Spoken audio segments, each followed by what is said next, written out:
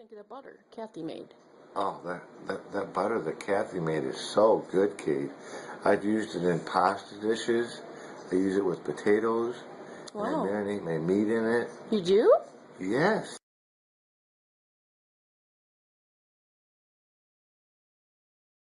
And what does it give? It gives that good flavor then.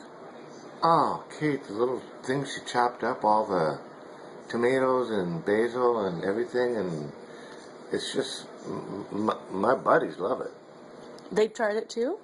But it's almost gone. I got enough for a batch of potatoes left. That's it.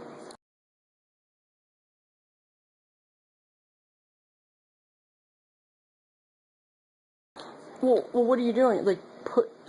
Are you melting it on potatoes, or how are you using it? Cooking with it.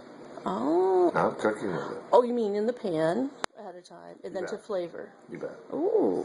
Now, is it something you think that's worth money to buy? Absolutely.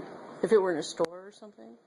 Hell yeah. What do you got? Your choices are salted and unsalted butter and all the other shit with trans fats and That's high true. cholesterol, and they're bad for you. And this is for people that want a treat.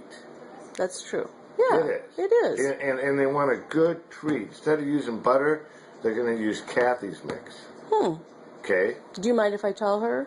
No, I don't mind if you tell her. Okay. No, Well, you cool. should tell her. Is there anything else you want to say about it? Because it sounds like a good... I loved it too. Mine's gone. I used it on toast. Have you tried it on toast? I won't waste it on toast. Oh, listen I to won't you. waste it on toast. It's too premier. Too premier. Too premium a product.